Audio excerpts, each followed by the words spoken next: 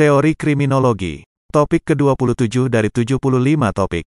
Reaksi represif dan reaksi preventif. Bagian ketiga. Strategi pencegahan kejahatan. Walaupun pencegahan kejahatan telah lama dianggap sebagai salah satu objek utama dari politik kriminal, ia tetap sebagai suatu batasan konsep yang tidak jelas dan buruk. Akan lebih tepat untuk mendiskusikan pencegahan kejahatan sebagai suatu pendekatan atau model yang mungkin dapat diterapkan daripada menganjurkan sebuah teori tentang pencegahan kejahatan itu sendiri. Pertimbangan praktis. Sifat atau tujuan tradisional dari sistem peradilan pidana dan unsur-unsurnya, penjeraan individual dan penjeraan umum, pengamanan dan rehabilitasi adalah tindak represif primer dan sangat terkait dengan pencegahan terhadap pelanggaran-pelanggaran setelah pelanggaran tersebut timbul. Jadi bagaimanapun juga konsep dari pencegahan kejahatan mencakup pula apa yang seringkali disebut sebagai pencegahan primer, yaitu dengan memusatkan perhatian dan melalui bidang sosial, ekonomi dan bidang-bidang lain dari kebijakan umum, berusaha untuk mencegah kejahatan sebelum suatu pelanggaran benar-benar terjadi.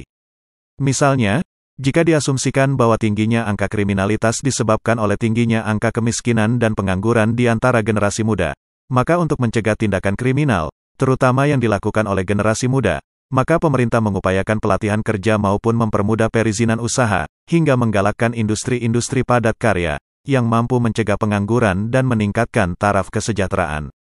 KSR memberikan batasan tentang pencegahan kejahatan sebagai sesuatu usaha yang meliputi segala tindakan yang mempunyai tujuan yang khusus untuk memperkecil luas lingkup dan kekerasan suatu pelanggaran, baik melalui pengurangan kesempatan-kesempatan untuk melakukan kejahatan ataupun melalui usaha-usaha pemberian pengaruh kepada orang-orang yang secara potensial dapat menjadi pelanggar serta kepada masyarakat umum. Mengikuti pendapat Brantingham dan Faust, KSR kemudian menganjurkan pembagian strategi pencegahan yang utama ke dalam 3 kelompok berdasarkan pada model pencegahan keaktifan umum. 1. Pencegahan primer. 2. Pencegahan sekunder. 3. Pencegahan tertier. Pencegahan primer ditetapkan sebagai strategi pencegahan kejahatan melalui bidang sosial, ekonomi dan bidang-bidang lain dari kebijakan umum, khususnya sebagai usaha untuk mempengaruhi situasi-situasi kriminogenik dan sebab-sebab dasar dari kejahatan. Tujuan utama dari pencegahan primer ini adalah untuk menciptakan kondisi-kondisi yang sangat memberikan harapan bagi keberhasilan sosialisasi untuk setiap anggota masyarakat. Sebagai contoh, bidang yang relevan dengan usaha pencegahan primer, intervensi atau campur tangan sebelum terjadinya pelanggaran, meliputi pendidikan, perumahan, ketenaga kerjaan, waktu luang dan rekreasi. Pencegahan sekunder dapat ditemui dalam kebijakan peradilan pidana dan pelaksanaannya, dapat berupa pencegahan umum dan pencegahan khusus meliputi identifikasi dini dari kondisi-kondisi kriminogenik dan pemberian pengaruh pada kondisi-kondisi tersebut. Peran preventif dari polisi diletakkan dalam pencegahan sekunder, begitu pula pengawasan dari mass media, perencanaan perkotaan, serta desain dan konstruksi bangunan. Asuransi pribadi terhadap pembongkaran, pencurian, dan sebagainya juga diletakkan dalam kategori pencegahan sekunder. Pencegahan tertier sangat memberikan perhatian pada pencegahan terhadap residivisme melalui peran polisi dan agen-agen lain dalam sistem peradilan pidana. Segala tindakan dari pencegahan tertier ini dengan demikian berkisar dari sanksi-sanksi peradilan informal dan kondisi bayar utang bagi korban atau juga sebagai perbaikan pelanggar serta hukuman penjara. Oleh karena batasan-batasan dari sanksi yang dalam periode terakhir ini berorientasi pada pembinaan, maka pencegahan tertier juga seringkali mengurangi tindakan-tindakan yang represif. Dari uraian di atas tampak bahwa target utama dari pencegahan primer adalah masyarakat umum secara keseluruhan. Target dari pencegahan sekunder adalah orang-orang yang sangat mungkin untuk melakukan pelanggaran. Sedangkan target utama dari pencegahan tertier adalah orang-orang yang telah melanggar hukum. Jika kita kembali pada model kesehatan masyarakat, Public Health Model of Preventive Crime, maka perhatian utama dari model ini adalah lebih pada campur tangan sebelum peradilan, pre-judicial intervention.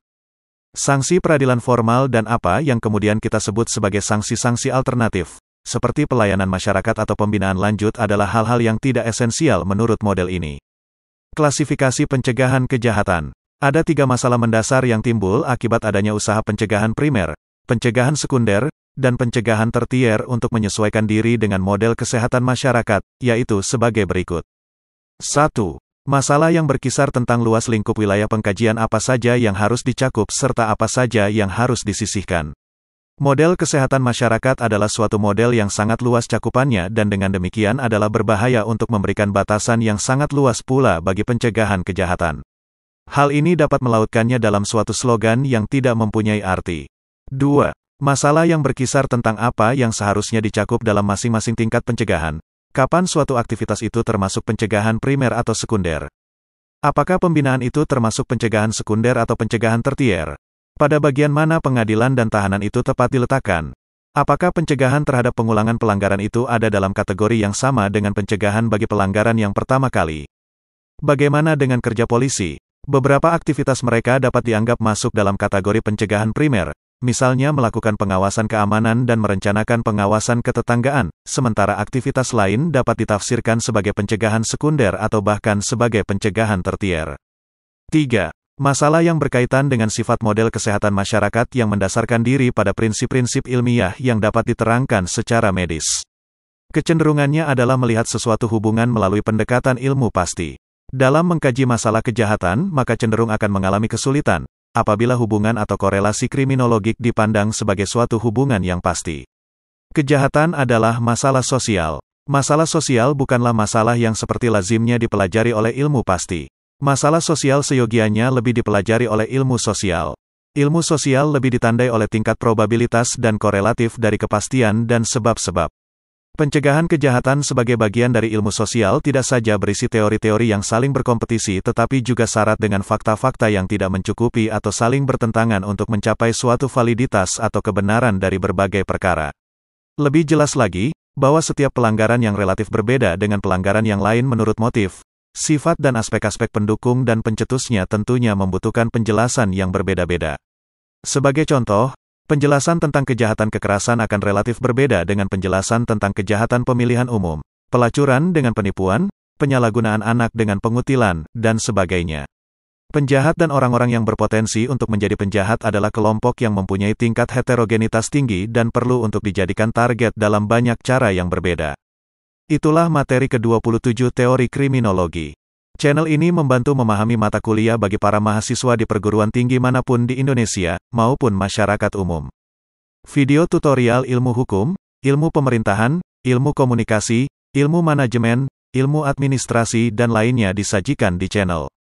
Video tutorial dituturkan dan disubtitelkan agar dapat ditonton, dibaca sambil didengarkan. Untuk pemahaman yang lebih baik, putar dan dengarkan video tutorial berulang-ulang. Subscribe dan like, agar Anda mendapatkan update tutorial lainnya. Bagikan link video ini, agar teman lain juga mendapatkan manfaat channel ini. Sampai jumpa.